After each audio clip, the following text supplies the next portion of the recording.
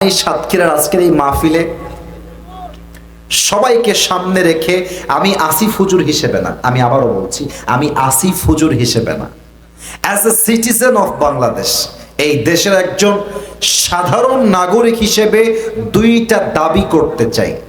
শ্যামনগরের ভাইরা বলেন সবাই, কয়টা? দুইটা আঙ্গুল দেখে বলবেন জবান খুলে, কয়টা? হাত দামান। দুইটা দাবি। যদি আপনারা একমত হন, সিংহের মতো গর্জন দিয়ে আমার সঙ্গে একদম একমত হওয়ার ব্যাপারটা প্রকাশ করবেন। নাম্বার ওয়ান দাবি হলো, আগামীর নির্বাচন বাংলাদেশে হবে দেশের মুসলমানদের কলিজার দাবি, প্রাণের দাবি।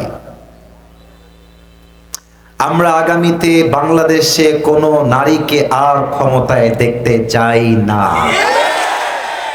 এক নাম্বার আমাদের দাবি। এই যত সব ঝামেলার মূল হচ্ছে মহিলারা। আমি সব মহিলাকে ঝামেলা বলছি না। আল্লাহর হাবিব বলেছেন, এই দুনিয়ার সমস্ত কিছুই হচ্ছে সম্পদ, এবং এই সমস্ত সম্পদের মাঝে মাঝে সবচেয়ে উত্তম সম্পদ হচ্ছে নেককার দিনদার একজন নারী। ঠিক কিনা বলেন?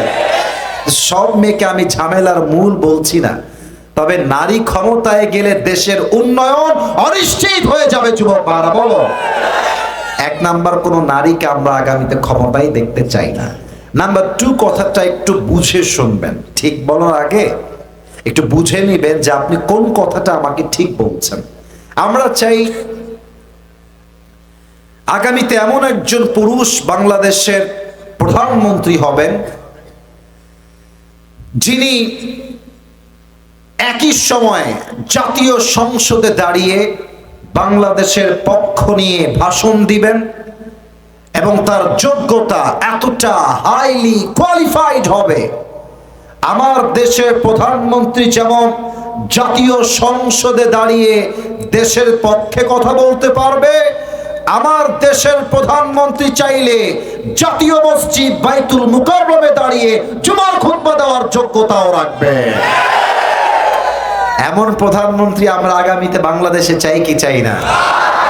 আপনাদের চাওয়ার অবস্থা আসলে চাই বলে হয় নাই, চাই কি চাই না? দেশের প্রধানমন্ত্রী যদি হয় জাতীয় মসজিদ বাইতুল মুকাররমের খতিব, সেই দেশে কি আর সুদ থাকবে? ঘুষ থাকবে? চাঁদাবাজি থাকবে? পুরো দেশটাই সোনার বাংলাদেশ হয়ে যাবে। ঠিক কিনা বলে? আপনারা খেয়াল করেছেন কিনা আমি জানি না, আমরা কিন্তু এখন এমন অনেক কথা বলছি যেই কথা আমরা 5 আগস্টের পূর্বে বলতে পারতাম না। আমি একটা অভিনয় করছি এখন এই মুহূর্তে, অভিনয় করার সময় বুঝে যাবেন যে অভিনয়টা কত বাস্তব। 5 আগস্টের পূর্বে আলোচকরা ওয়াজ করতেন, আল্লাহ রাব্বুল আলামিন বলেছেন, ওয়াজ চলছে, আর নেতা এসে বলেন ফেসবুকে মিলিয়ন মিলিয়ন ভিউ, দেখেন আপনি ভিডিওগুলো, নেতা এসে বলছে কোনো কথা হবে না, এর বিরুদ্ধে কথা হবে না, ওর বিরুদ্ধে কথা হবে না।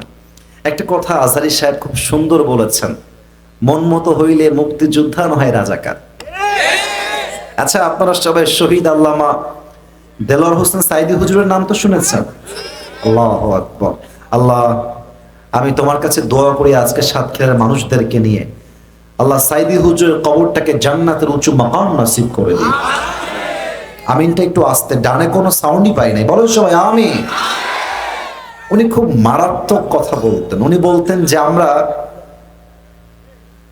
হক কথা বললে 3টা ট্যাগ অলওয়েজ আমাদের উপরে আসে, 3টা গালি আমাদেরকে অলওয়েজ খেতে হয়। আমার 3টা আঙ্গুল দেখেন, আমি আপনাকে গুনে গুনে বলছি। 1 হচ্ছে রাজাকার, 2 হচ্ছে জঙ্গিবাদ, 3 হচ্ছে মৌলবাদ। তো সাইদি হুজুর বলতেন যে মৌলবাদ বলে যতই গালি দাও আমরা মোটেও রাগ করি না। কারণ কি? এই মৌল শব্দ আসছে মূল থেকে।